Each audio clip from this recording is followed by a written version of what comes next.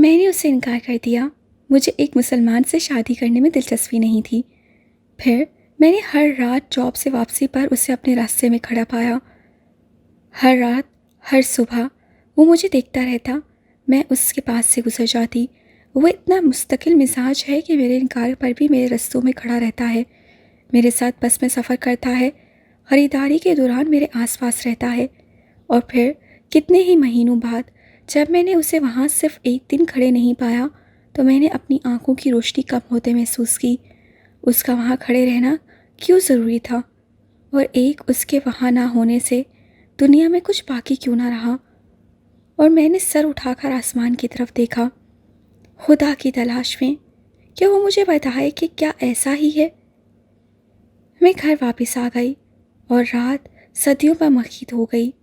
पलकों की जंबिश के सिवा मेरे वजूद ने हरकत न की। मुझे उससे मोहब्बत नहीं हो गई थी, लेकिन वो मेरे लिए ज़रूरी हो गया था। अब अगर वो मुझे सुबह और शाम देखने को नहीं मिलेगा तो मेरी पहनाई पर असर पड़ेगा। अब अगर उसका साया मेरे पीछे पीछे ना रहा तो मेरा वजूद बेसाया हो जाएगा। और उस रात मैंने पहली बार सोचा उसे हाँ कह देने में मुझे तामुल क्यों है। क्या मैं मगरूर हूँ कि मैं बहुत खूबसूरत हूँ, या कोई और फ़र्क गालिब है?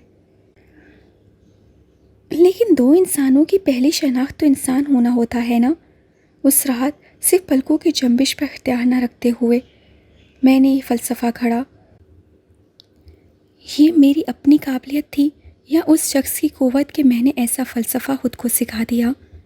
या वो इल्ज़ाम ठीक है जो एक जज्बे पर लगाया जाता है कि मोहब्बत सब जायज़ करवा लेती है? मैंने वलीद को खुद पर जायज़ होते देखा। मैंने ये खुद से नहीं किया, बस ये हो गया। मोहब्बत दुनिया में सबसे बेख्तियार जज्बा है और यही उसकी सबसे बड़ी खराबी है। आलिया ने मार्गरेट की डायरी को दुख और तैश से बंद कर दिया और गहरे गहरे सांस लेने लगा। कितना मुश्किल था मार्गरेट के लिखे को पढ़ना। जो उस पर गुजरा था उससे फिर से गुजरना।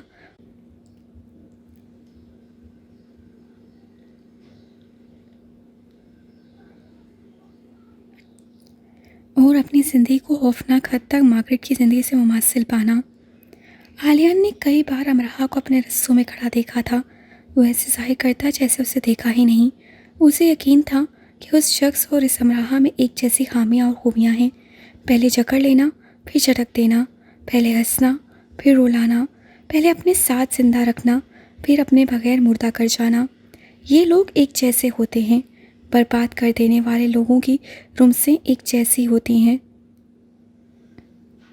ये सैराब होते हैं, उनके पीछे भागो, उन्हें पालो और फिर ये दलदल बन जाते हैं। उनमें धंस कर दम तोड़ दिया जाए, ये यही चाहते हैं। तो मार्गरेट की ज़िंदगी में आने वाला शख्स और उसकी ज़िंदगी में आने वाली लड़की दोनों एक जैसे हैं। अपनी मुंतशिर ज़हनी हालत में उसने खुद को कई बार ये कहते पाया। किसी ज़रूरी काम की तरह उसने इसे खुद को भूलने न दिया। अमराहा पर तरस खाओ आलियान। साई ने भांप लिया कि वो बड़ी तब्दीली से गुजर रहा है। साई, तुम्हें हर वक्त उसका वकील बने रहने का शौक़ क्यों है? तुम गलती पर हो, वकील मैं तुम्हारा हूँ। खुद को देखो आलियान बड़ी, तुम किसको धोखा दे रहे हो? धोखे से तो निकल आया हूँ। ये साल भी गुजर जाएगा, वो चली जाएगी तो चली जाए। जब चली जाएगी तब भी इतनी आसानी से कह सकोगे? बिल्कुल। देखो, वो एक मुख्तलिफ माहौल से आई है। मार्गरेट का शोहर भी मुख्तलिफ माशरे से आया था। सब खुदगर्ज और बेहोश लोग एक जैसे माहौल और माशरे से आते हैं। उसके हालात कितने वासिया हो गए थे। वो बेहिस नहीं है। ठीक है, तो फिर मैं हूँ। तुम्हें उस पर इतना गुस्सा है। याद रखना, गुस्सा अपनों पर ही होता है। अपना वो होता है साई जो रहम दिल होता है। और अमराहा, ठीक है सुनो, अमराहा क्या है? वो जानती थी कि मैं उसके लिए क्या जज्बात रखता हूँ। बेवकूफ़ नहीं थी वो मुझसे दूर क्यों नहीं हुई? उससे मुझे रोक कर ये क्यों नहीं कहा कि तुम एक गैर मुस्लिम औरत के बेटे हो, तुम्हारे बाप की खबर नहीं, मुझे तुमसे ताल्लुक़ नहीं रखना। अगर मामा ने मेरी तरबियत ना की होती, अगर मैंने सब्र कर दर्स ना लिया होता तो जानते हो मेरे साथ क्या होता? मैं ज़हनी इंतशार का शिकार होकर पागल हो जाता। मुझे बेवकूफ़ बनाकर मेरे साथ ऐसा सलूक किया गया। मैं उस पर भड़का नहीं, उस पर चिल्लाया नहीं और उसे ये बताया नहीं कि वो किस कदर खुदगर्ज है। मैं ये नहीं भूल सकता कि सब जानते बूझते वो कैसे मेरे साथ रही, जैसे मेरा दिल तोड़ना उसका मकसद था। क्या मोहब्बत और दोस्ती में फ़र्क नज़र नहीं आता? नज़र आता है, साफ नज़र आता है। और अगर दोस्ती ही थी तो इसी दोस्ती का लिहाज रखकर वो मेरी कुछ तो इज्जत करती।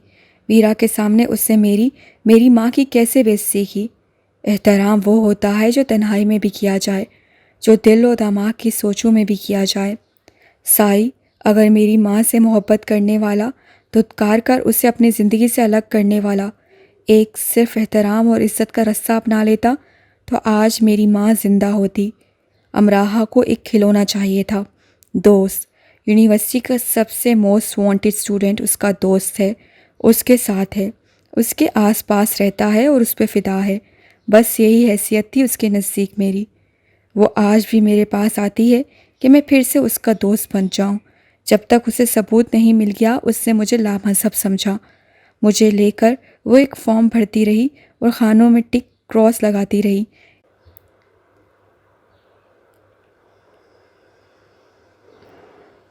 इतनी हिम्मत तो मेरी माँ ने भी की थी। साई, दो इंसानों में एक और ज़रूरी मुशतरक तो उसने भी ढूंढ निकाली थी। मैं किस बुलंदी से ज़मीन बोस हुआ था तुम नहीं समझ सकते, क्योंकि तुम्हारी माँ मार्गरेट नहीं रही है और तुम्हारा बाप तुम्हें छोड़कर नहीं गया। साई को दुख हुआ, उसे सही टॉल नहीं होना चाहिए था। ऐसे दुख सुनकर वो कैसे सुकून से सो पाया करेगा। आलियान की आंखों में नमी थी और वो नमूद से अपनी जड़ें किसी सूखे शजर की तरह कटवा चुका था। मैं कई हिस्सों में बटा हुआ हूँ, मुझे खुद को इकट्ठा कर लेने दो, फैसला कर लेने दो मुझे। फैसला दिमाग से करने जा रहे हो? साई ने नरमी से पूछा। नहीं, तजर्बात से, अपनी माँ के। तो तुम उससे मोहब्बत करना छोड़ चुके हो? ये सवाल करते साई का दिल भर आया। मैं इस बारे में सोचना छोड़ चुका हूँ। तुम अपनी माँ की और अपनी ज़िंदगी का मुवाजना कर रहे हो और गलत कर रहे हो। जब ठीक कर रहा था तब भी गलत ही हुआ था। तुम्हारे लिए दुआ गो हूँ। काश मैं तुम्हें वो डायरी दे सकता जो मेरे लिए ओक हाउस में एक स्टूडेंट छोड़ गया था। उसने एक जगह लिखा कि अब वो इस चीज़ की कदर जान गया है जो उसके पास सही रही। मेरे हाथ भी खाली हैं, कुछ नहीं है उनमें। और वो कहता है, ज़िंदगी वसाहत से मेरे सामने आ खड़ी हुई है, मेरे लिए ये खोखली है। ज़िंदगी की हकीकत मुझ पर खुल चुकी है और ये काम अमराहा ने किया।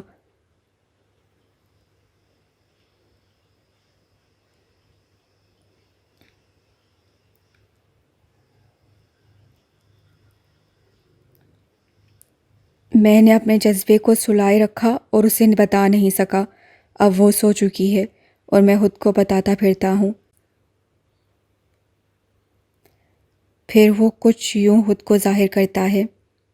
मैं उसे बता चुका था साई, बता चुका था। आलियान चिल्ला उठा। और मैंने ये जान लिया मोहब्बत के वाक़या होने से ज़्यादा उसके क़याम पर कायम रहना ज़रूरी है। और फिर वो फ़ैसला कर लेता है आखिरकार। साई, आलियान ने साई को उसकी शर्ट की कॉलर से पकड़ा। क्या तुम सिसकती, बिलखती, तड़पती मार्गरेट को भी ये मशवरा देते? बोलो, क्या तुम उससे भी यही फ़लसफ़े सुनाते?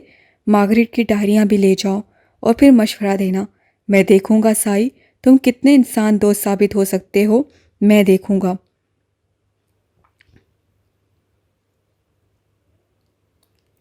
और साई इस बात पर चुप हो गया। उसके वजूद में सनसनाहट होने लगी। मौसम फिर से सर्द होने लगा था और इतना गर्म था ही कब कि सर्द होने में वक्त लेता। चलते चलते बारिश होने लगती और चलने के दौरान ही रुक भी जाती। फ्रेशर्स के बारे में आए दिन कुछ ना कुछ नया सुनने को मिलता रहता। वो फ्रेशर्स को हसरत से देखती, काश वो भी उन्हीं में से एक होती और वो सब ना हुआ होता जो हो चुका है। वो अब आलियान से मिलती और इस बार ज़्यादा समझदारी का सबूत देती और फिर उसे सड़क पर अकेले न चलना पड़ता। मौसम के बदलने पर उसे उदासी न होती। किसी ने फुर्सत निकाल कर उसे बद्दुआ दी थी कि वो इस हालत में आ चुकी थी। आलियान उसके साथ ज़्यादा सख्ती से पेश आने लगा था। उसमें तेज़ी से तब्दीलियाँ आ रही थीं। हर दिन वो पहले से ज़्यादा सख्त और बदला हुआ लगता।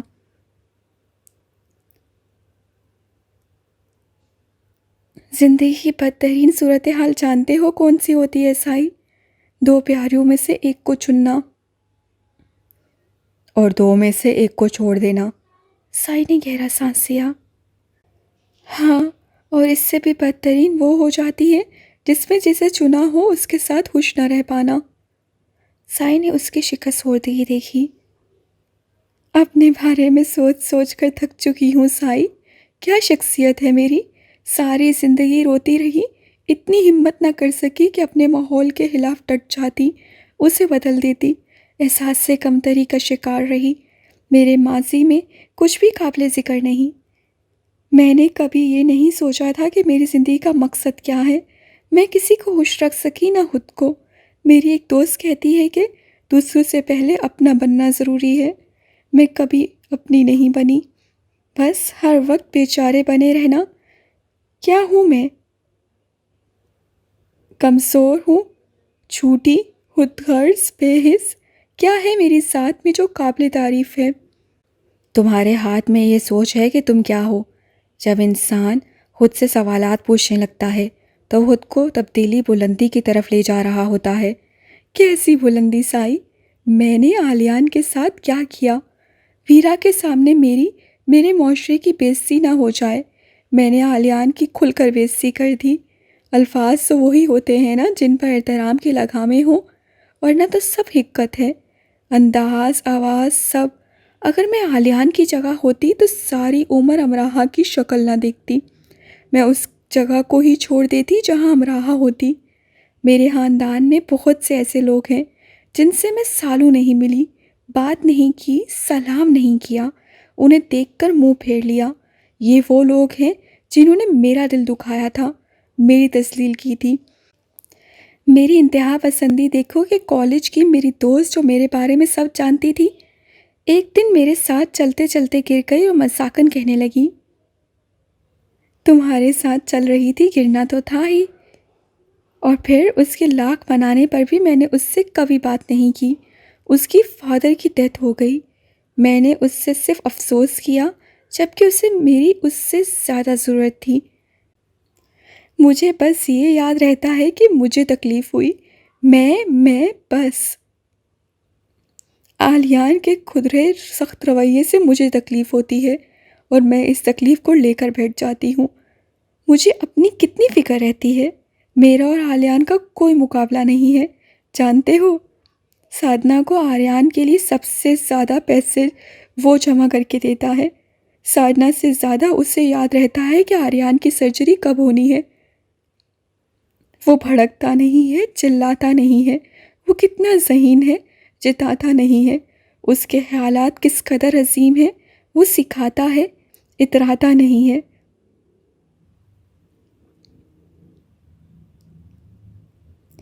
ये सब तुम्हें अब मालूम हुआ है अमराहा? साई इतना अफसरदा हो गया कि अमराहा जान ही नहीं सकी थी। मालूम तो था, कदर नहीं थी साई। कहा ना, मुझे अफसोस है खुद पर। मुझ में कुछ काबिल ज़िक्र नहीं है।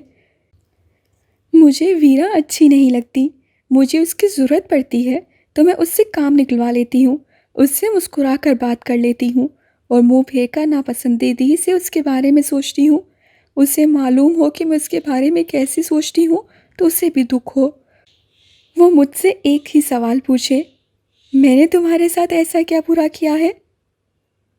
मैं सबके साथ बुरा करती हूँ और बेचारी भी खुद ही बन जाती हूँ। ये मुनाफ़िक़त और संगदिली है।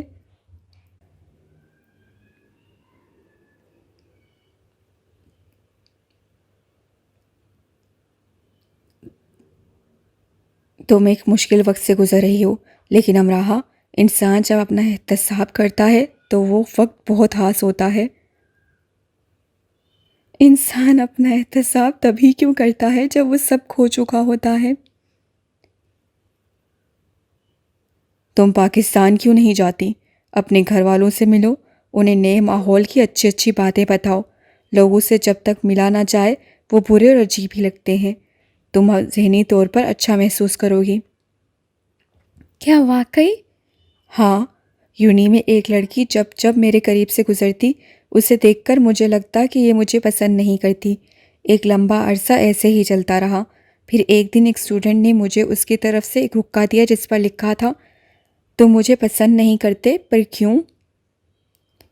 फासले अभाम पैदा करते हैं और अभाम शैतान का पहला हथियार है, क्योंकि ये हर मुस्बित जज्बे और सोच पर हमलावर होकर उसे चत कर डालता है।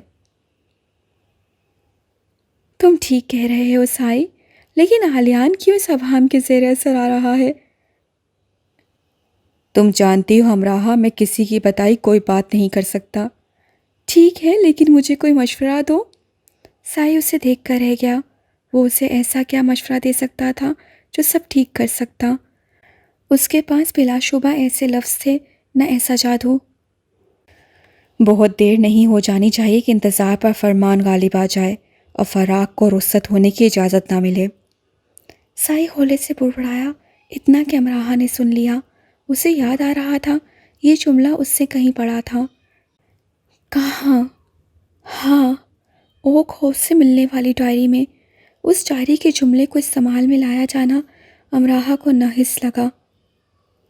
ये साई ने क्या किया? उसे ये नहीं कहना चाहिए था। वीरा उसे कॉफ़ी के लिए उस कैफ़े लेकर आई थी जो बाकोल उसे मानचेस्टर में दरियाफ्त कर डाला था। वो हर बार उसे इनकार नहीं कर सकता था, क्योंकि उसे एहसास था कि इनकार कितना भी ठीक हो, तकलीफ़देह होता है। कॉफ़ी पीने के बाद उन्होंने पुल पर चहलकदमी शुरू कर दी। शाम रात के साथ जा मिलने वाली थी। बारिश फव्वार की सूरत बरस रही थी और वीरा नन्हे बच्चों की तरह सर उठा उठाकर आसमान को देख रही थी। साथ उसे रूस के खानों के बारे में बता रही थी। क्रिसमस की छुट्टियों में तो रूस चलोगे ना? नहीं वीरा, मैं मामा के साथ जाना चाहता हूँ। हम गर्म इलाकों की तरफ सफ़र करेंगे। ठीक है, लेकिन क्या वो रूस नहीं आ सकती? बहुत ज़्यादा ठंड उनके लिए ठीक नहीं है। फिर डिग्री के बाद? अभी तो बहुत वक्त है। तुम बहुत वक्त पहले ही मुझे हाँ कह दो ना। वो खामोश वीरा के बालों पर गिरने वाली फवार को देख रहा था। वो कहीं और था। मैं लाहौर आना चाहता हूँ। क्यों? क्यों ना आऊँ? तुमने तो कहा था अभी तुम एशिया के सफ़र का इरादा नहीं रखते। मैं एशिया के सफ़र का इरादा अभी भी नहीं रखता। मैं लाहौर की बात कर रहा हूँ। लाहौर एशिया में ही है। लाहौर एशिया में नहीं, मेरी टॉप लिस्ट में है जहाँ पहली फ़्लाइट से जाया जाए। अच्छा, देख लो, वैसे लाहौर में मच्छर भी होते हैं। तुम मुझे मच्छरों से डरा रही हो? हाँ, तुम यही कर रही हो। बिल्कुल नहीं, सिर्फ खबरदार कर रही हूँ। तुमने डेंगू का नाम सुना है? उसके काटते ही इंसान फ़ौरन से पहले मर जाता है, बिल्कुल झटपट। तो लाहौर में ऐसा फौरी मार देने वाला डेंगू है? वरना 2-3 घंटे तो दुनिया का हर डेंगू मच्छर दे देता है मरने के लिए। हमारे पास वीआईपी डेंगू है। अपने रिस्क पर लाहौर आना, मुझसे शिकायत ना करना। क्या वो लाहौर वालों को नहीं काटता? नहीं, यही तो उसकी खासूसियत है। वो सिर्फ गैर मुल्कियों पर हमलावर होता है। जब मैं लाहौर जाऊंगा तो क्या मैं भी गैर मुल्की हूँगा उसके लिए? डेंगू के लिए? नहीं, लाहौर के लिए। रूस की बर्फ़ को जानते हो ना? फिर ना कहना बताया नहीं। हाँ, उसके काटने से इंसान मर जाता है। बर्फ़ काटती नहीं आलियान। हल्के से झरझरी का वो शिकार हुआ। वो वीरा थी, हंसती जा रही थी। मैंने तो वलीद को इतना लंबा अरसा सुना भी नहीं था। मुट्ठी से रेत की तरह फिसल जाने वाली ज़िंदगी के सिर्फ चंद साल ही।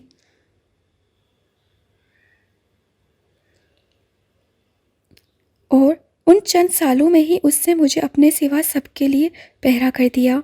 और दूसरों के लिए गूंगी तो मैं तब ही हो गई थी जब उससे हम कलाम होना शुरू हुई थी।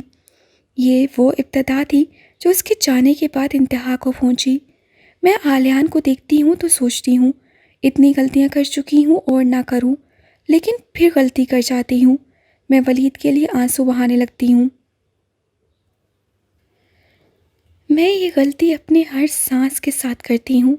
अगर दुनिया में मुझे किसी को नसीहत करने का मौका दिया जाए तो मैं नसीहत करना चाहूँगी कि खुद को ख़त्म कर देने के हज़ारों तरीक़ों में से मोहब्बत को सबसे आखिर पर भी ना रखें।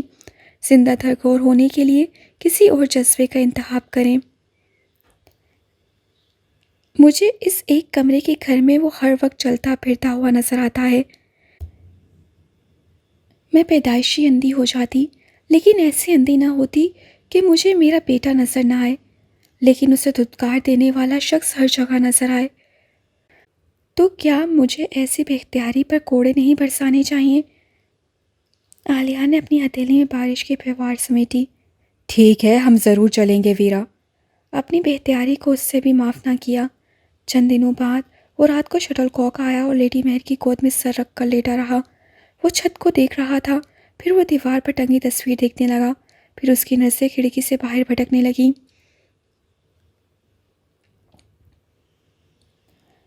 क्या तलाश कर रहे हो? आपको कुछ बनाकर खिलाऊं? साइद ठीक कहता है, वो बात बदलने में माहिर हो चुका है। रात के इस वक्त? क्या वक्त हुआ है? तुम्हें आए आधा घंटा गुजर चुका है और तुम ऐसे खामोश हो कि मुझे लग रहा है तुमने कई दिनों से किसी से भी बात नहीं की। एन बता रही थी, यूनी में भी तुम ऐसे ही रहते हो। मुंह खोलो और मुझे अपनी जुबान दिखाओ, इसमें ज़रूर कोई मसला होगा। उसे फर्माबरदारी से मुंह खोलकर जुबान दिखा दी। अब खिड़की के पास जाओ और ज़ोर से चिल्लाओ, मुझे मालूम हो कि तुम में कितनी कुव्वत बाकी है। वो खिड़की के पास आया। बाहर अमराह खड़ी उसी खिड़की की तरफ देख रही थी। बज़ाहिर उसके हाथ में फ़ोन था, वो ठंड में टहल रही थी। चिल्लाना पड़ना, आ जाओ। वो वापस आकर बैठ गया। एन को आपने मेरे पीछे जासूसी पर लगा रखा है। उसे छोड़ो, ये बताओ इतनी मशीनी मशीनी से क्यों हो रहे हो? तुम में जो हासी नरमी का अंसर हुआ करता था वो कहाँ है? क्या मेरा रवैया बुरा है? बुरा नहीं, अजीब, सहमा देने वाला। क्या यूनी में फिर किसी लड़की ने तुम्हें प्रपोज कर दिया है, जिसे इनकार करके तुम्हें उसका दिल तोड़ना है और तुम उसके लिए हसास हो रहे हो? नहीं। उससे हंसने की कोशिश की। तो क्या तुमने किसी को प्रपोज किया है और उससे इनकार करके तुमसे उन 8-10 लड़कियों के बदले ले लिए हैं? क्रिसमस की छुट्टियों में मेरे साथ चलेंगी मामा? मुझे कहाँ कहाँ संभालते फिरोगे? कार्ल, तुम, वीरा, अमराहा सब मिलकर जाना। आप हर बार इनकार कर देती हैं। इनकार नहीं करती, तुम्हें परेशान नहीं करना चाहती। क्या तुम मुझे स्वीडन लेकर जाना चाहते हो? हरगिज़ नहीं, मुझे स्वीडन नहीं पसंद।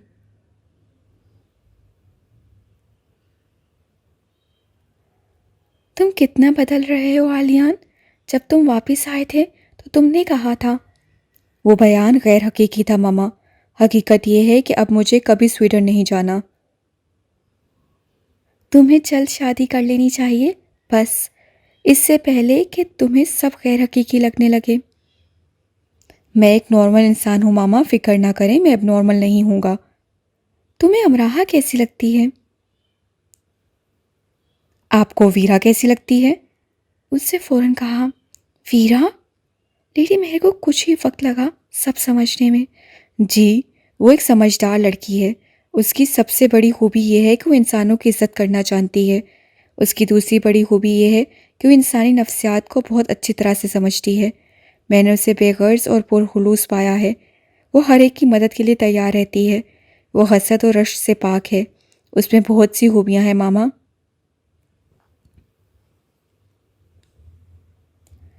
तुमने वीरा की बात एकदम से ऐसे की जैसे उसकी वकालत कर रहे हो, लेकिन मेरी समझ में नहीं आया कि यह वकालत तुमने मेरे लिए की या खुद अपने लिए।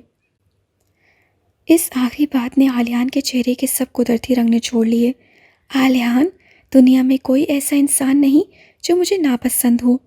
क्योंकि मैं किसी न किसी तरह से काबिल नफ़रत इंसानों से भी मोहब्बत करने का रास्ता निकाल लेती हूँ और मुझ पर यह गिरा नहीं गुजरता।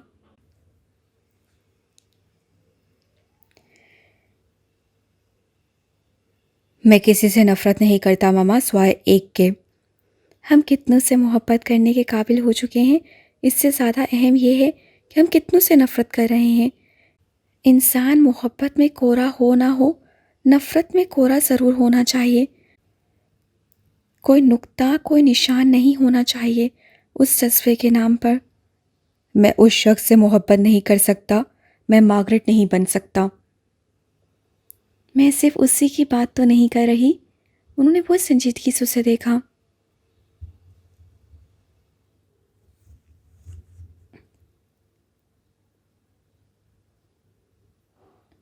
फिर मुझे नहीं पता आप किसकी बात कर रही हैं। मुझे डर था आलियान कि एक दिन तुम ज़रूर मार्गरेट को लेकर बहुत सोचा करोगे। मामा के बारे में सोचना बुरा है क्या? मार्गरेट के बारे में सोचना नहीं, बस उसके साथ जो हुआ उसके बारे में सोचना। तुम मेरी औलाद हो, तुम्हारी आँख की पुतली की हरकत भी पहचानती हूँ मैं। इन आँखों की चमक कहाँ गुम कर आए हो, ये पूछा नहीं तुमसे, अभी भी नहीं पूछूंगी। सिर्फ इतना कहूँगी कि पुरसुकून रहो, जल्दबाज मत बनो, खुद को वक्त दो, ठहराओ खुद को, फैसले करो, लेकिन खुद को बहस बनाकर नहीं। मैं जल्दबाज तो नहीं मामा। हाँ नहीं हो, लेकिन बास मामलात में हम हो जाते हैं और हमें खुद को भी पता नहीं चलता। वो खामोश हो गया। एक जुमला उसके जहन में बजने लगा। पहले उससे मुझे ये बताया कि मैं उसके लिए किस कदर ज़रूरी हूँ, फिर उसने ये साबित कर दिखाया कि मैं कितनी गैर ज़रूरी थी। दादा का उजाड़ प्लॉट बिक गया था और उन्होंने लेडी मेहर से कर्ज ली रकम वापस करने के लिए उसे दे दी थी, और कुछ मज़ीद रकम भी, ताकि वो ताइम को दे सके। ताइम को पैसे मैं दूंगी। अब जब पैसे हैं तो उसे दे दो अमराहा। तुम सिर्फ दिल लगाकर पढ़ो, बेशक जॉब छोड़ दो। नहीं दादा, जो काम मैंने अपने ज़िम्मे लिए हैं वो मैं खुद ही करूँगी। तुम्हारा आखिरी साल है। मेरा मशवरा है कि जॉब छोड़कर पढ़ो। तुम्हें अब अखराजात के लिए परेशान होने की ज़रूरत नहीं है। मैंने सब पैसे तुम्हारे और दानिया के लिए रखे हैं। सब दानिया के लिए रखते, मुझे कुछ नहीं चाहिए। तो अब तुम्हें क्या चाहिए अमराहा? तुम्हें बाहर आना था, तुम आ गई। अब से पहले तक तुम बहुत खुश खुश मुझसे बहुत सारी बातें किया करती थी। पिछले दिनों तुम इसलिए इतना उदास रहीं कि तुम्हारे बहुत से यूनी फेलोज़ चले गए। अब नई वजह कौन सी है उदासी की, मुझे बताओ। तुम्हारा आखिरी साल है यूनी में। दिल लगाकर सिर्फ पढ़ो। याद है मुझे, ये मेरा आखिरी साल है। लगता है दादा जिंदगी का ही आखिरी साल है। अब ऐसी बातें करने लगी हो? मालूम नहीं दादा, लेकिन इससे आगे मुझे ज़िंदगी नज़र नहीं आती। सब ख़त्म हुआ सा लगता है। तुम मुझे अपनी तरफ से मज़ीद फ़िक्रमंद कर रही हो अमराहा। दादा, कभी मैं खुश होती हूँ तो फ़ौरन गमज़दा हो जाती हूँ। ज़िंदगी अच्छी लगती है तो फ़ौरन बुरी भी लगने लगती है। भागते भागते फिर चलने की हिम्मत रहती है ना चाह। मेरी क्लास फेलो कहती है कि ऐसी कैफियत खतरनाक होती हैं।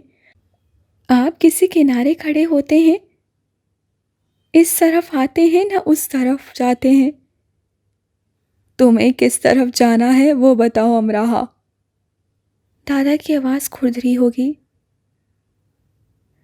हसब नसब नहीं है मेरे पास, कैसे बताऊं।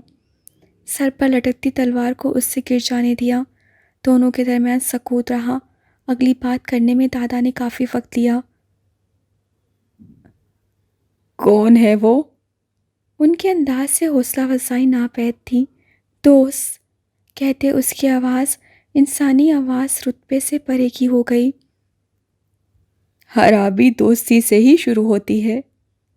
नहीं, खराबी घुटन से शुरू होती है। अगली बात करने में दादा ने फिर वक्त लिया। तुमने फैसला कर लिया है? मुझसे ये ना पूछें, जो मैं आसानी से बता रही हूँ वो मेरे लिए इतना आसान नहीं रहा। मेरी समात पर ये जितना गिरा गुजरा है तुम्हारी ज़ुबान पर नहीं गुजरा होगा। तुम पाकिस्तान आओगी तो ये बातें होंगी। वो तल्ही से हंसी। दादा, आप चाहते हैं कि बस मैं पाकिस्तान आ जाऊं। आपकी एहतियात अच्छी है कि इस तरह दूर बैठे बातें करने से बात बढ़ जाएगी। मैं आपके हाथ से निकल जाऊंगी। मैं जो यहाँ इतनी दूर अकेली हूँ, कुछ भी कर सकती हूँ। और अगर यहीं रह गई तो आप क्या कर लेंगे? दादा ने कोई जवाब ना दिया। मैंने इतनी बड़ी बात कह दी और आप खामोश हैं। तुम भी खामोश रहो अमराहा। मैं जान गया हूँ कि उसमें ज़रूर ऐसी कोई खराबी है कि उसके बारे में बात करते तुम्हारा अंदाज ऐसा है। वो एक ईसाई औरत का बेटा है और मैं उसके बारे में नहीं जानती। वो एक अच्छा इंसान और एक अच्छा मुसलमान है। बल्कि अमराहा, मैं पाकिस्तान में तुम्हारा इंतज़ार कर रहा हूँ। तुम्हें पाकिस्तान आना है। और दादा ने फिर वही अंदाज अपना लिया जिसकी वो तवक्का कर रही थी।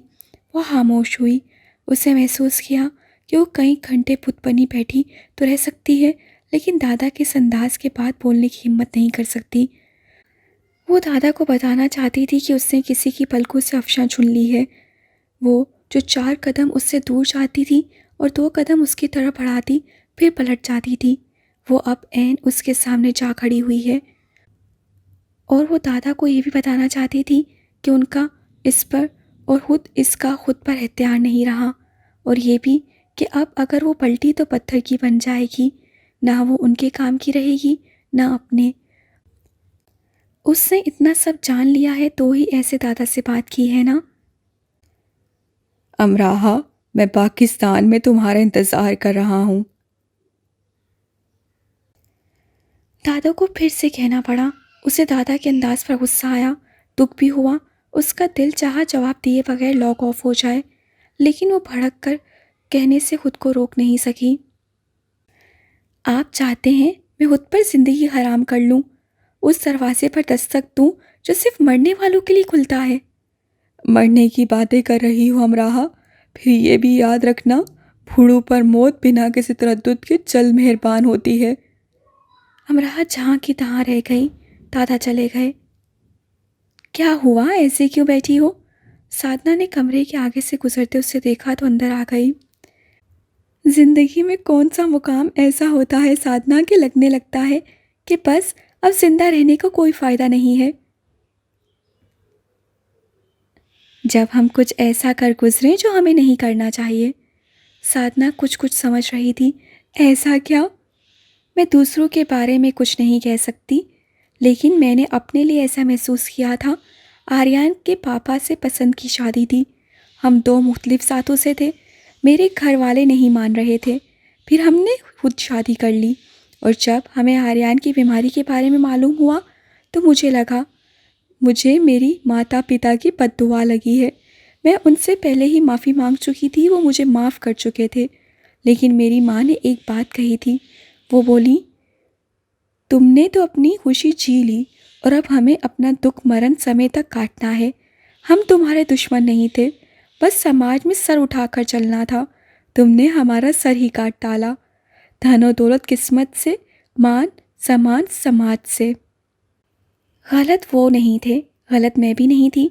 ना जाने क्यों पर मुझे ऐसा लगता है अमराहा कि माँ बाप और औलाद अगर आमने सामने हों और दोनों ही गलत हों और दोनों ही ठीक, तो भगवान उन दोनों में से माँ बाप का साथ देता है, क्योंकि जो मान सम्मान उनका होता है वो हमारा नहीं होता। उस वक्त मैंने सोचा था मेरे पास रमेश ना होता, आर्यन भी ना होता, लेकिन मेरे माता पिता के पास उनका मान सम्मान होता। अमराहा पर दुख की नई बंदिशें खुली। अगले दिनों दादा ने उससे बातचीत ही बंद कर दी। वो कितनी ही कॉल्स करती, वो फ़ोन ना उठाते, लॉग ऑन ना होते। ये उनकी नाराज़गी का अमली सबूत था। सिर्फ अभी बात करने पर अमराहा को ऐसी सूरत हाल का सामना था। उससे फैसला सुना दिया तो वो जान देकर सबूत देंगे कि देखो, 2 ज़िद्दियों में से इस बुढ़े ज़िद्दी की जीत हुई। तानिया ने उससे कहा कि क्या कहा है दादा से तुमने ऐसा? वो किसी से बात ही नहीं कर रहे। मैंने उनसे पैसे लेने से इनकार किया था। अब वहां जाकर तुम इतनी बड़ी हो गई हो अमराहा कि दादा को इनकार करने लगी हो। तुम्हारी तो जान है दादा में, है ना? दानिया तंज कर रही थी। ये बात उसे थप्पड़ की तरह लगी। वो ऐलान किया करती थी कि दादा उसकी जान है, तो अब उस जान का ख्याल क्यों नहीं रहा उसे? वो उसे जज्बाती ब्लैकमेल नहीं कर रहे थे, बस पुराने वक्तों के आदमी थे तो इतनी बड़ी बात संभाल नहीं सके। ईसाई माँ, लापता बाप, घर ना खानदान, नाम ना निशान। वो उन पैगामात को किस दिल से आलियान को देती जो कई रातों से वो लिख रही थी। वो दादा की जान पर रहम करती तो अपनी जान का क्या करती? दादा से बात करने से पहले ही उससे उन पैगामात को आलियान को देने की कोशिश की थी, और अच्छा ही हुआ उससे उन्हें नहीं लिया। ये तुम्हारे लिए चंद पैगामात मैंने बहुत जरूरत से लिखे हैं, प्लीज़ उन्हें पढ़ लो। उन्हें भी सेफ रूम में जाकर लगा दो। दुनिया दिखावे के लिए नहीं है ये आलियान। इनमें जो लिखा है वो मैं हॉट रॉक में सुन चुका हूँ। इनमें जो लिखा है वो सुना गया है ना कहा। अमराहा, अब तुम्हें जो कहना है वो सुनने के लिए मैं खुद को मौजूद नहीं पाता। तुम किस कदर जिद्दी हो आलियान। हाँ, मैं बहुत जिद्दी हूँ। तुमने कहा था तुम मुझसे मोहब्बत करते हो।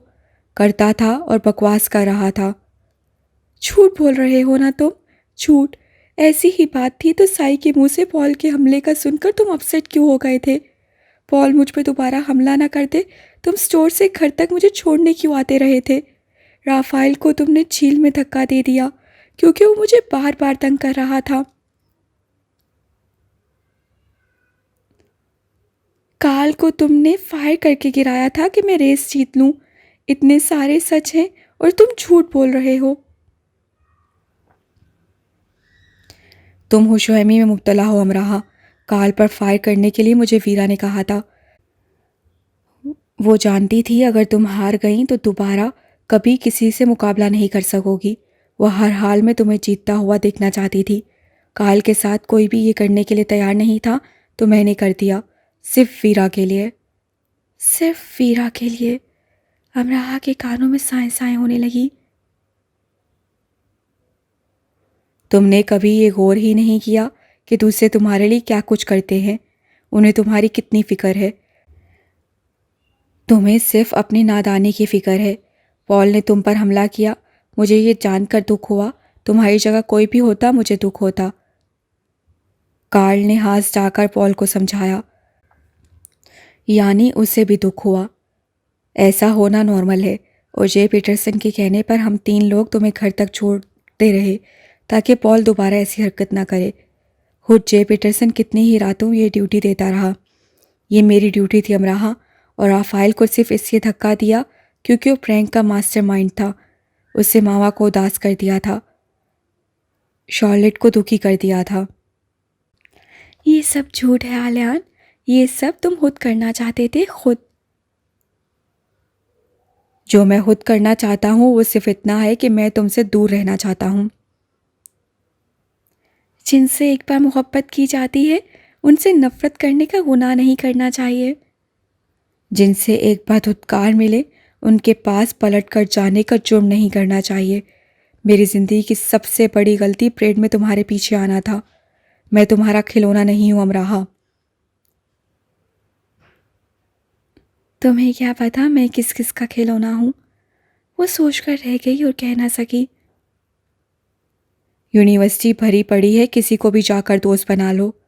उसका अंदाज कभी भी ऐसा नहीं हुआ था जैसा अब हो गया था। अमराहा उसकी तरफ देखती रह गई। दोस्त, हाँ वो दोस्त, दोस्त से ही तो कर रही थी तब भी, अब भी।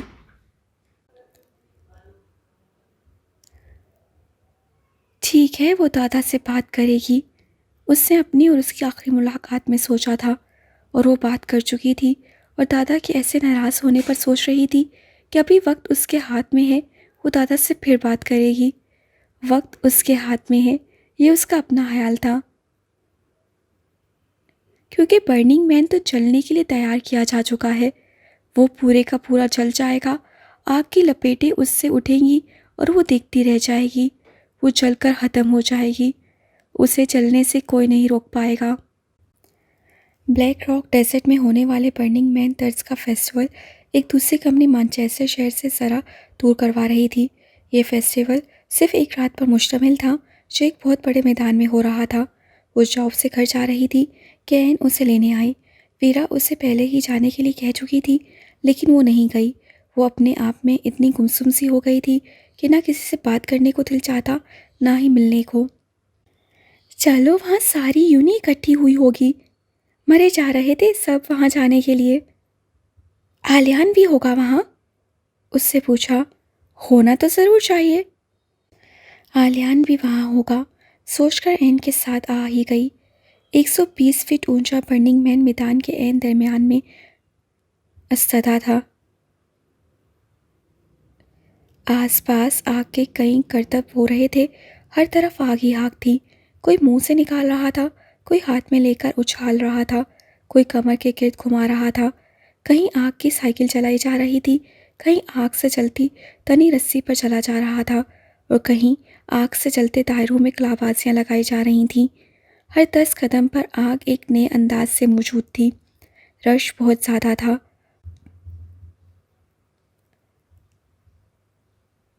वो, एन और एन की एक दोस्त साथ साथ घूमते रहे। वो आलियान को ढूंढ रही थी। एन ने भी मुंह में तेल डालकर आग मुंह से निकाली और ऐसा करते उसकी भनुओं के बाल सफाई से साफ हो गए।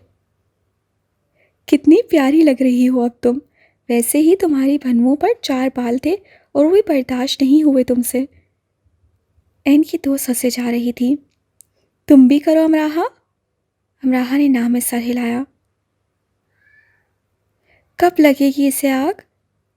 अमराहा ने पूछा। 12:01 पर।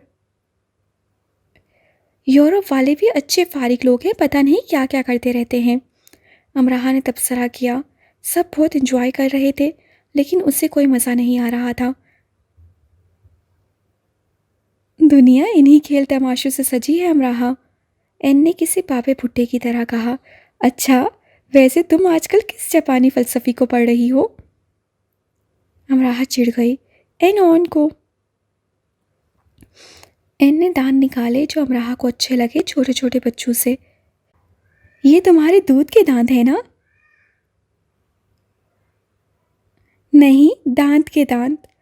उससे और ज़्यादा दांत नुमाया करके कहा। बहुत जुबान चलने लगी है तुम्हारी। अमराहा हंसी दी। बिल्कुल जैसे तुम्हारी साइकिल चलती है। अमराहा की नज़र काल पर गई जो मुंह से आग निकाल रहा था। आग आग को लगा रहा है, खुदा करे आग ही लग जाए। एन काल के पास जाकर खड़ी हो गई। काल काफ़ी करतब दिखा रहा था आग से। लोगों की एक बड़ी तादाद उसे देख रही थी। साई भी उसे वहीं मिल गया। तुमने तो कहा था तुम नहीं आओगी। साई कुछ खुश नहीं हुआ था उसके वहाँ आने से। बस एन ले आई। आलियान को देखा है तुमने? आया है वो। आया तो है वो, अब पता नहीं किस तरफ है। तुमने वो ढांचा देखा है जिस पर सब अपनी ज़िंदगी के पछतावे लिख रहे हैं? फिर वो ढांचा भी जलाया जाएगा। आओ वहाँ चलकर कुछ लिखें। वो साई के साथ आ गई। एक रोते फसोरते आदमी की शक्ल का ढांचा था, सिर्फ सर जो मैदान में पड़ा था, और इतना बड़ा था कि कोई 100 अफराद बैक वक्त उस पर अपने पछतावे लिख रहे थे। मैं ताउम्र पछताऊंगी कि मैंने तुम्हारा बहुत दिल दुखाया। मैं तुम्हारे लिए बहुत ज़्यादा तकलीफ़ का बायस बनी आलियान। साई को वहीं छोड़कर वो आलियान को ढूंढने लगी। वो तो उसे नज़र नहीं आया। वीरा उसे पुश से नज़र आ गई। वो किसी के कान में बात कर रही थी और जब वो ज़रा पीछे हुई तो अमराहा को मालूम हुआ कि वो कान आलियान का था। तो उन्होंने सीधे खड़े होकर मुंह से आग निकाली एक साथ।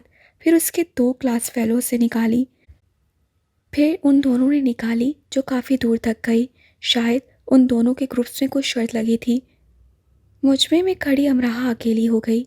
जब वो मुंह से आग निकालने से फारिग हो चुके तो वीरा ने आलियान को खड़ा होने का इशारा किया और हाथ में फायर पायो थाम ली और उसे अपने साथ तेज़ी से गोल गोल घुमाने लगी। आग की लहरें उसके जिस्म के 7 गोल दायरों में मुख्तलिफ अशकाल में कई रंगों में बनती चली गई।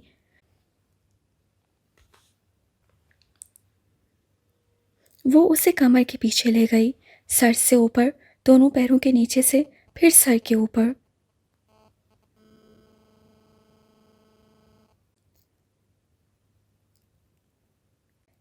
फायर हुई उसके वजूद की हमांगन हो गई। वो इतनी तेज़ी और कमालियत से उसके नित नए करतब दिखा रही थी कि लगता था कि वो सारी उम्र सिर्फ इसी खेल को खेलती रही है, उससे सिर्फ इसी को मश्क की है। अगर वहाँ उसके सामने आलियान मौजूद ना होता तो अमराहा ज़रूर दाद और तहसीन से उसकी तरफ देखती, लेकिन अब जितनी आग वीरा के हाथ में थी उससे कहीं ज़्यादा अमराहा की नज़र में थी। अमराहा का दम घुट रहा था, उसके सभी हिस्से इंगिश बदनंदा थीं। उसे अनहोनी के हो जाने की सदाएं सरगोशियाँ बनी सुनाई देने लगीं। अब वीरा ने आलियान के गिर्द घूमना शुरू कर दिया। आस पास मौजूद वही फैलोज उन दोनों को दिखने लगे। अमराहा ने अपने दिल पर आग की लपेटें महसूस की। उसने ज़रा गौर किया, अपनी गलतफहमी दूर करनी चाहिए, लेकिन वो और बढ़ गई।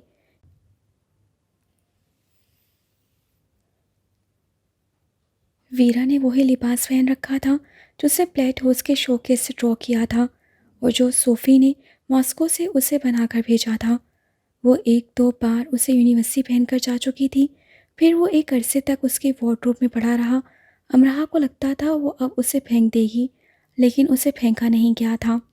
आलियान खड़ा था और वीरा के करतब ख़त्म होने में नहीं आ रहे थे, और फिर वो रुक गई ऐन आलियान के सामने।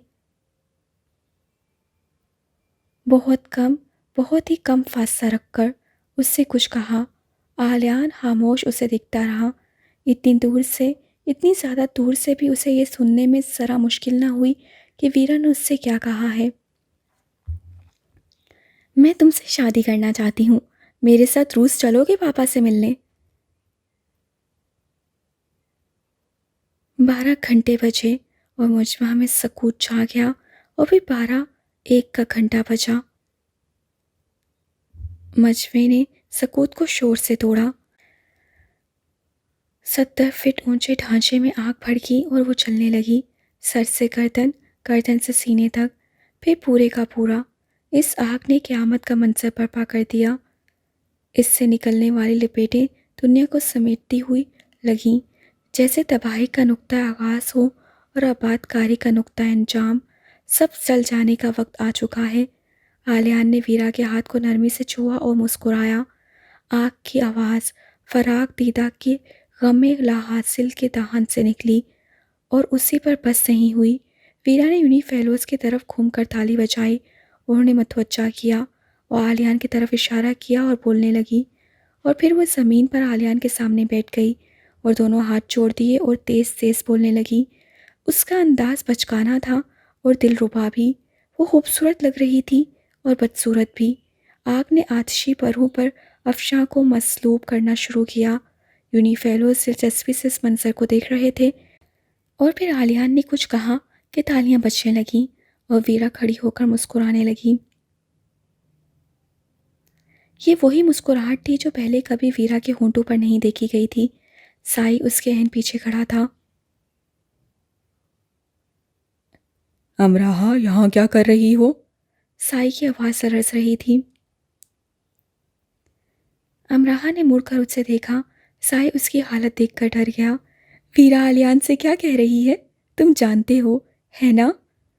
साई ने उससे आंखें चुराईं और वो जान गई कि साई जानता है। वीरा तुम्हारे पास आई थी साई, कुछ कहा था उसने? अमराहा चिल्ला उठी। साई खामोश खड़ा रहा, और वो कैसे किसी का राज किसी और को दे सकता था। अमराहा झटके से पलटी। जिंदगी में सबको आगे बढ़ना होता है अमराहा। साई ने नरमी से कहा।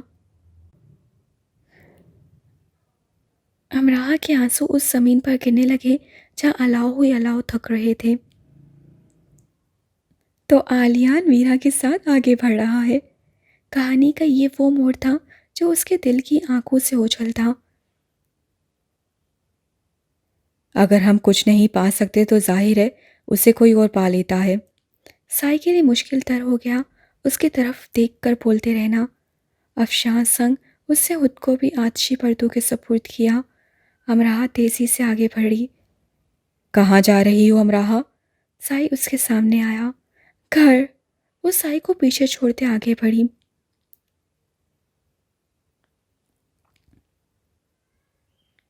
इतनी जल्दी? देखो अभी तो बर्निंग मैन जलना शुरू हुआ है।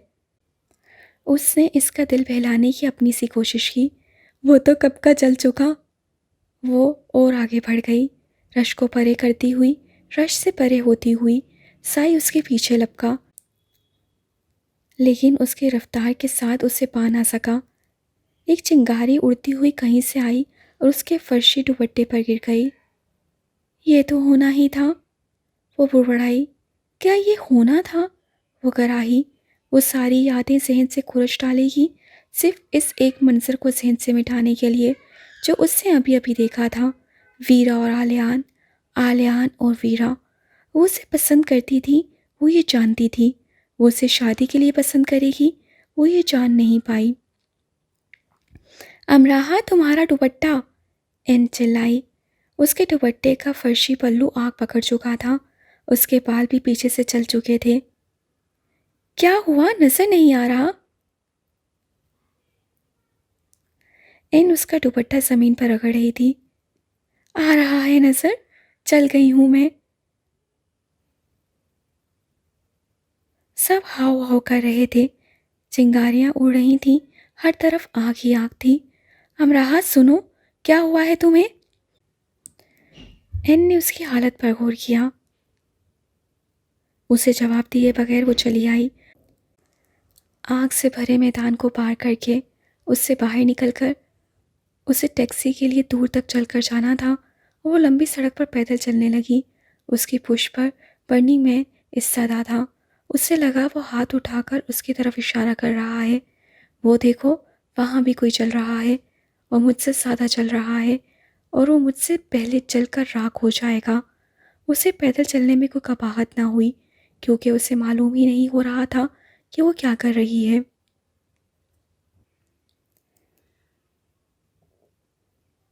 उसके महसूसियात चला रहे थे कि उसने देर कर दी।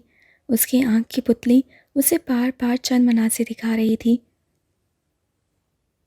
वो झुककर उसका मास्क उठा रहा है। वीरा उसके आगे खड़ी हुई है। वो हज़ारों की परेड में उसे ढूंढ रहा है। वो हज़ारों के मुजमे में वीरा का हाथ नरमी से थपक रहा है। वो उसके कमरे की खिड़की से कूद रहा है। वो उसी खिड़की से रुख मोड़े जा रहा है। दूर, बहुत दूर। वो दूर जा चुका है और ये रात के आखिरी पहर का किस्सा है। आंसू टप टप उसकी आंखों से गिरने लगे। उसने बॉक्स खोला और सबसे पहली चीज़ जो उसके हाथ ने उठानी चाहिए वो रोल हुआ कागज़ था। उसने उसका रिबन खोलकर उसे अपने सामने फैला लिया और घुटनों के बल नीचे ऐसे बैठ गई जैसे अकीदत के पेश नज़र ऐसा करना लाजिम था। स्वीडन जाते मैंने ट्रेन में बैठे बैठे इसे बनाना शुरू किया था। फिर जहाँ जहाँ मैं गया ये मेरे साथ रही। मैंने हर खूबसूरत जगह रुककर उसकी नोक पलक संवारी। दरिया के साथ साथ चलते मैंने इन बेलों में रंग भरे। चारों अतराफ पहाड़ों में घिरकर मुझे इन बेलों पर फूल बनाने का ख्याल आया और हज़ारों के हजूम में घूमते मैंने इस हेड के गिर्द रिबन लपेट दिया। और ये ज़मीन को छूती पोशाक देखो। मैंने ये सोचने और फैसला करने में काफ़ी वक्त दिया कि ये ज़मीन को छुएगी या नहीं। और क्या तुमने कभी फूलों को कमर के गिर्द लपेटा है? देखो, इस फ्रॉक पर कमर के गिर्द लिपटे ही कैसे लग रहे हैं। उसके हाथ से बना स्केच उन दोनों के दरमियान रखा था और वो दोनों बर्फ़ के ढेर पर बैठे थे। वो एक एक जज़ियात पर उंगली रख रख कर बता रहा था कि कहाँ और कैसे उसने क्या क्या बनाया। अगर वो ना भी बताता तो स्केच अपनी ज़ुबान से उसे सब बता रहा था, जिसे मैनचेस्टर यूनिवर्सिटी की इमारत का धुंधला मंजर था और जिसके तरह दीवार से ज़मीन से फूटी फूलों से लदी दिलकश रंगों वाली बेलें लिपटी थीं। जैसे वो कदीम लेकिन बार बार दोहराई जाने वाली दास्तान की शाही रियासत का माहिल हो। एक लड़की जिसके पसे मंज़र में ये सब था, ज़मीन को छूती पोशाक जो कमर से चुस्त वो फूलों से लिपटी थी। मैं मलबूस चमकते सूरज को शरारत से जरा सी आंखें बंद किए देख रही थी। उसका हाथ कोल हेड के किनारे पर था, जो उठे हुए सर से गिरने के करीब थी।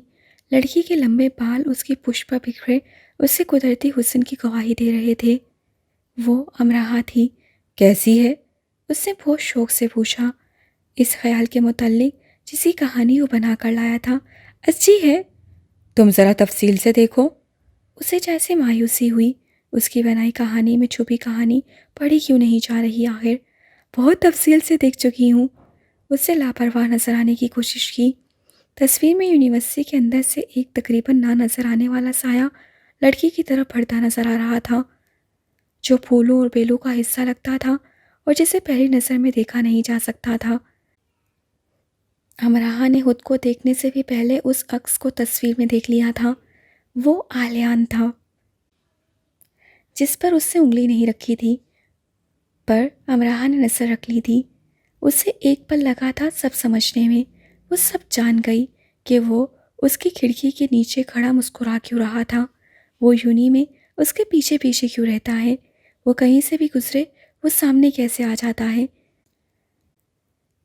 वो शूज़ स्टोर में उसकी मिन्नत करने क्यों आया था कि वो उसके साथ चले। मानचेस्टर में पहली बर्फबारी देखते ही, उसे अपने चारों अतराफ महसूस करते ही, बर्फ़ पर गिरकर बैठते ही उसने सब जान लिया था। उसके हाथ में उसकी हर जंबिश, हर जुमले का जवाब आ गया था। वो कहानी समझ चुकी थी जो अभी सुनाई ही नहीं गई थी। उसी वक्त वो दो हिस्सों में तकसीम हो गई।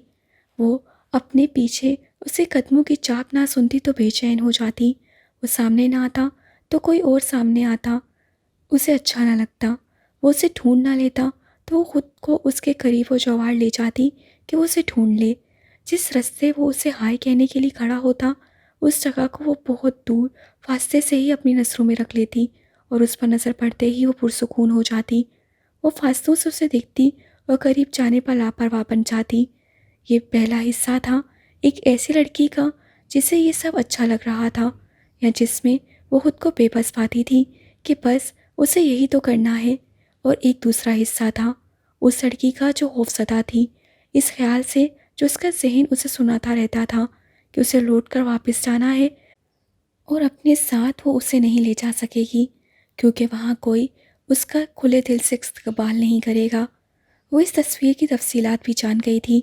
वो उसे बता रहा था कि उसके आने से उसकी दुनिया बदल गई है, रंगों और फूलों से सज गई है।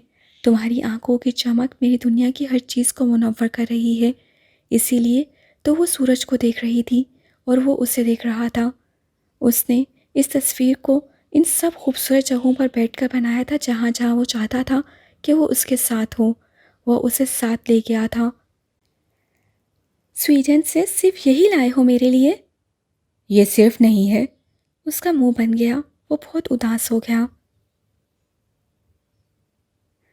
तुमने कभी आर्ट की कोई किताब नहीं पढ़ी? हर तस्वीर बोलती है। वो उदासी से खोया हुआ। जो कहानी वो लिख कर लाया था, अमराहा ने उसे नहीं पढ़ा था। मुझे इंसान की ज़बान समझ में आ जाए यही काफ़ी है। उदासी को झटक कर उसने एक नई दास्तान क्रॉस बैग से निकाली और ऐसा करते वो बहुत खुश था। उदासी ख़त्म हो चुकी थी, जैसे वो जानता था ये जादू ज़रूर चलेगा। वो लकड़ी का एक पुल था जो बहुत बड़ी झील के ऊपर बना था। पुल के उस तरफ एक लड़का खड़ा मुंह पर हाथ रख के किसी को आवाज़ दे रहा था। पुल के दूसरी तरफ जंगल और पहाड़ था। एक दरख्त के पीछे एक लड़की अपनी हंसी दबाती छुपी खड़ी थी। वो कितनी जुबानें और दास्तानें अपने साथ लाया था। वो उसे क्या कुछ सुना रहा था, क्या कुछ बता रहा था। जैसे ही उससे खुद के और उसके दरमियान इस मॉडल को निकाल कर रखा, अमराहा ने अपना सांस गुम होते पाया।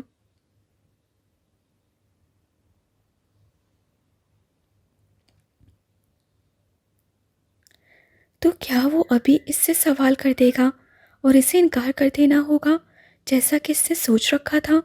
ये ख्वाब इतनी जल्दी ख़त्म हो जाएगा, फिर वो ऐसे इसके आसपास नहीं रहेगा। ये किस बच्चे के लिए लाए हो?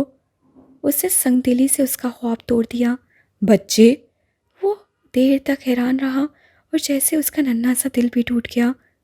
तो ये खिलौना नहीं है, उससे मज़ीद उसका दिल तोड़ दिया। वो इसकी मशक बहुत पहले से ही करती रही। नहीं, ये एक तस्वीर की अमली सूरत है अमराहा। इसे छुआ जा सकता है, समझा जा सकता है और बदला भी जा सकता है। देखो, पुल के उस तरफ खड़ा ये लड़का इस लड़की को आवाज़ दे रहा है, जिसके साथ उसे मछली का शिकार करना है या झील के पानी में पैर डुबो कर बैठना है और सूरज को चढ़ते और ढलते देखना है। ये जंगल की तरफ हाथ पकड़ कर ले जाना है और तितलियों के पीछे भागना है। तो खिलौना ही हुआ ना, तितलियों के पीछे बच्चे ही तो भागते हैं। बच्चे नहीं अमराहा, मासूम दिल तितलियों के पीछे भागते हैं। क्या तुम्हारा दिल नहीं चाहता सारा मानचेस्टर, तुम्हारा लाहौर, ये हमारी दुनिया हर रंग की तितलियों से भर जाए, हम उनमें घिर जाएं और हमारे साथ उड़ें, हमें अपने साथ उड़ाएं।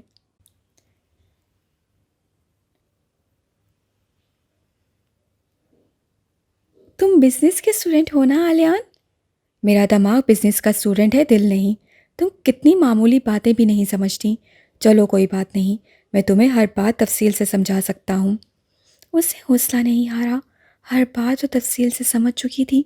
इस वक्त वो यही चाहता था ना कि पुल के उस तरफ खड़ा आलियान जो उसे आवाज़ दे रहा है, तो उसकी आवाज़ पर वो दर के पीछे से निकल कर चलती उसके पास आ जाए और कहे, लो मैं आ गई। तुम अपनी बेसुरी आवाज़ को थोड़ा सुरीला करके आवाज़ नहीं दे सकते? जब तुम मेरे पास नहीं होती तो ये बेसुरी हो जाती है। अब सुनो, क्या इसमें सुर आए?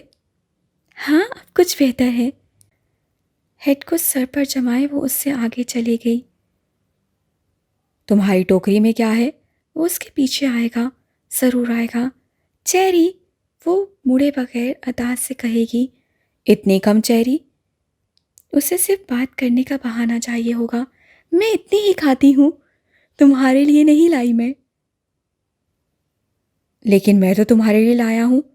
वो लेने से ज़्यादा सिर्फ देने पर तैयार रहेगा। क्या? अब वो पलटेगी, उसे देखेगी। ये उसे मुट्ठी खोल दी और तितली उड़ती हुई उसके सर पर से गुजर गई। वो समझ गई कि वो क्या सोचता है। तितलियों के पीछे भागने का बहाना करते, दरअसल उसके पीछे भागना। उसे तितलियां नहीं चाहिए थी, उसके पीछे भागती अमराहा चाहिए थी। उसे मछलियों से मतलब नहीं था, उसे उसके साथ बैठने से गरज था। उसे फूल अच्छे लगते थे, अगर वो उसकी पोशाक में खुदे हों, उसकी कमर से लिपटे हों या उसके सर पर ताज की सूरत रखे हों। ये जो तुम्हें खिलौना लग रहा है अमराहा, जिस दिन ये तुम्हें खिलौना न लगे मुझे बताना। अच्छा, तुम क्या करोगे? उसका दिल डूब गया।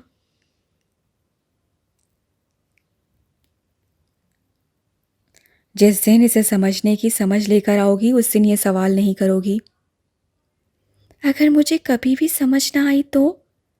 अपने खौफ को उससे जुबान दी। ऐसा होना मुमकिन नहीं। ये फिर कोई बद्दुआ ही होगी जो तुम्हारी अकल को दी गई होगी।